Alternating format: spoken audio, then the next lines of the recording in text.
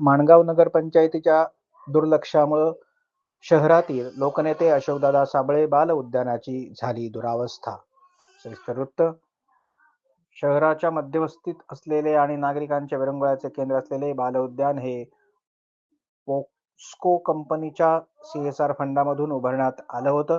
सध्या प्रशासनाच्या उदासीनतेमुळे अखेरच्या घटका ते मोजत आहे.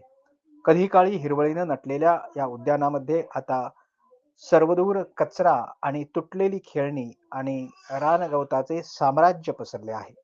यामुळे स्थानिक रहिवाशांमध्ये तीव्र संतापाची लाट पसरली आहे.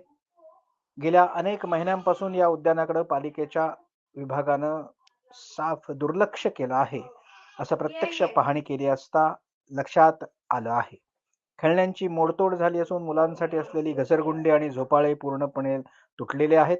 लोखंडी सळ्या बाहेर आल्यामुळे मुलांच्या सुरक्षिततेचा प्रश्नही निर्माण झाला आहे. कचरा कुंडी वेळेवर साफ न केल्यामुळे परिसरात दुर्गंधी पसरली असून बाकड्यांच्या खाली देखील प्रचंड प्रमाणात कचरा साठला आहे. उद्यानामध्ये कोणत्याही प्रकारची सुरक्षा व्यवस्था नाही, CCTV कॅमेरे बसवलेले नाहीत. त्याचप्रमाणे देखणी झाडे झुकली असून हिरवळीकडे रूपांतर मैदानात झाले आहे. त्यामुळं या अशोकदादा साबळे बाल उद्यानाच्या दुरावस्थेकडे तातडीने नगरपंचायत प्रशासनानं लक्ष द्यावं अशी मागणी नागरिकांमधून जोर धरीत आहे. भूषण शिरोदेसह दैनिक सूर्योदय, माणगाव.